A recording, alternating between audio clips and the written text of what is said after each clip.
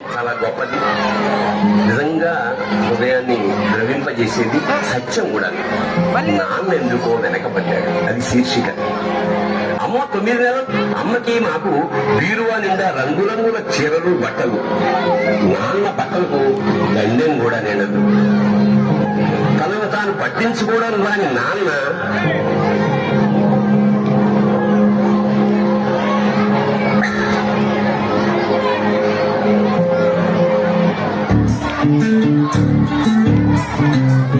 చంద్రుల్లో ఉండే కుందేలు ఇంటికొచ్చిందా, ఇంటికొచ్చి నీలా మారిందా?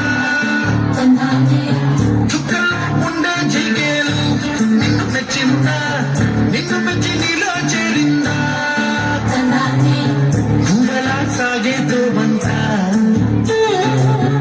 అవలా తూగే నీ వెంట పువ్వులే దారే మారిందా,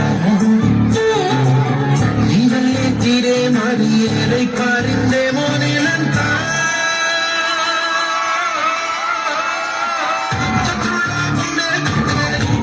ఇంటికొచ్చిందా, ఇంటికొచ్చి నీలా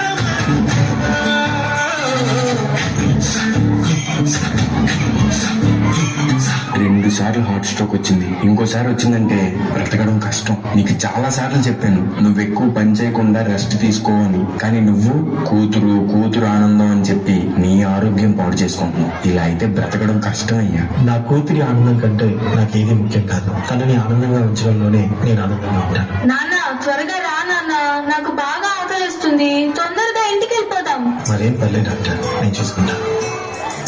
నాన్న నాకు బాగా ఆకలిసినప్పుడు ఆ ఆకలి తెలియకుండా ఒక పాట పాడతారు కదా, పాడండి నాన్న.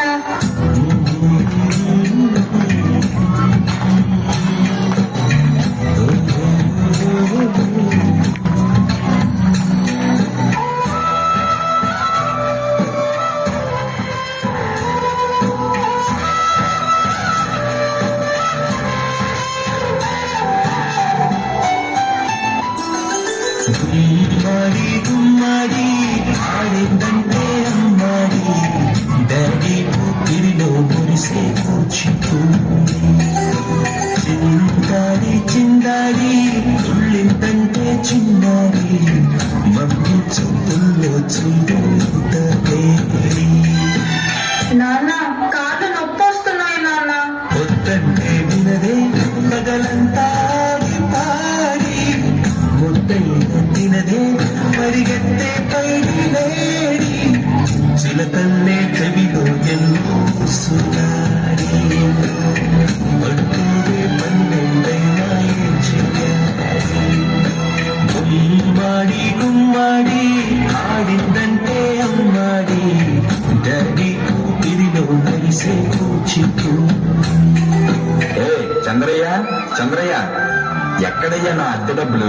6 నెలల నుండి అడుగుతున్నాను, ఈ రోజుకి ఇంకా ఇవ్వలేదు. ఇలా అయితే ఉండొద్దయ్యా. నా ఇల్లు ఇప్పుడే ఈ క్షణమే ఖాళీ చేసి వెళ్ళిపోండి.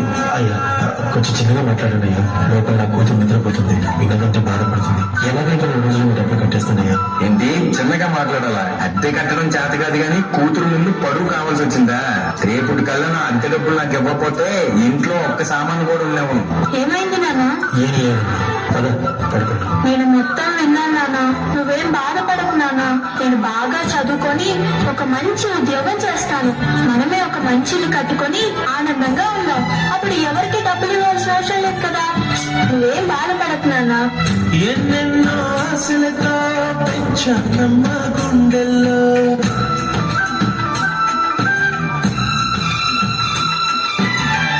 ఎన్నెన్నో ఆశలతో పెంచానమ్మ గుండెల్లో, నువ్వే నా కలలన్నీ పెంచదే నీ కన్నుల్లో.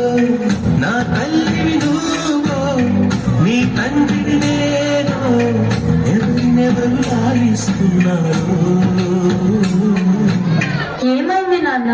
డాన్స్ చెయ్యి నాన్న. చిత్రంగా చూస్తుంటే నీ కన్నట్టు బొమ్మిందే నా చూపులు పాలగలి. నాన్న రేపు నాకు ఢిల్లీలో ఇంటర్వ్యూ ఉంది. అందులో కానీ నేను సెలెక్ట్ అయితే 60,000 జీతం వస్తుంది. ఇక మన కష్టాలన్నీ తీరిపోతాయి, హ్యాపీగా బ్రతికేయచ్చు. నీ ప్రశ్నలు నీవు ఎవ్వరో బదులెవ్వరుగా. జాగ్రత్త అమ్మా, నీకోసం ఎదురు చూస్తూ ఉంటాను. త్వరగా వచ్చేవా? ఖచ్చితంగా ఆ జాబ్ ని సంపాదించే వస్తా. ఏ గాలో నిన్ను తరుముతుంటే అల్లరిగా. మరి నేను వెళ్ళొస్తాను నాన్న, నువ్వు జాగ్రత్తగా ఉండు. ఆగాలో లేదు తెలియదంటే చెల్లదుగా. ఈ జాబ్ నాకు చాలా అవసరం. మా నాన్న నా కోసం ఎంతో కష్టపడ్డాడు. మా నాన్నని హ్యాపీగా ఉంచాలంటే ఈ జాబ్ నాకు రావాలి. బతుకంటే బతి చదువా, అనుకుంటే అతి సులువా. నా బంగారు తల్లి, నేను పని చేయట్లేదు, డబ్బులకి ఇబ్బంది పడుతున్నా అని తాను జాబ్ చేస్తా అని ఇంటర్వ్యూకి వెళ్ళింది. సర్లే, నేను ఇంకా ఎన్ని రోజులు బ్రతుకుతానో కూడా తెలీదు. తనకి జాబ్ వస్తే తనే హ్యాపీగా ఉంటుంది. నా పాపకి జాబ్ వస్తుంది. దేవుడు ఉన్నారు, జాబ్ ఖచ్చితంగా వస్తుంది. ఖచ్చితంగా.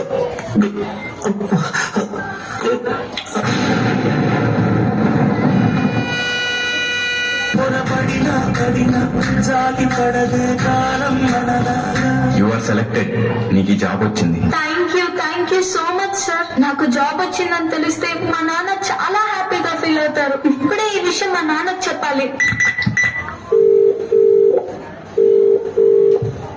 ఏంటి నాన్న ఫోన్ లిఫ్ట్ చేయట్లేదు? సరేలే, డైరెక్ట్ గా వెళ్ళి సర్ప్రైజ్ చేద్దాం. ఆయన హ్యాపీగా ఫీల్ అవ్వడం నేను కల్లారా చూడాలి. ఒక నిమిషం ఆగిపోతేను వచ్చేదాకా.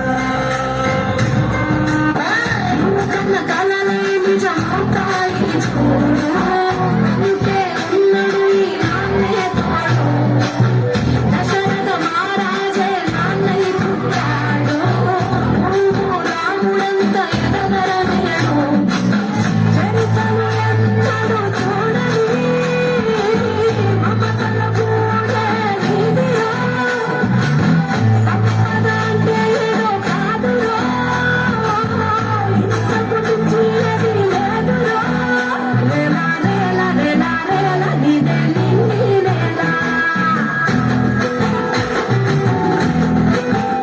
నిత్యం పండగ. నాన్న లేకు నాన్న, నాకు జాబ్ వచ్చిందన్న, మనం హ్యాపీగా బతికేచ్చు నాన్న. నాన్న లేకు నాన్న, నాకు భయం వేస్తుంది నాన్న. నాన్న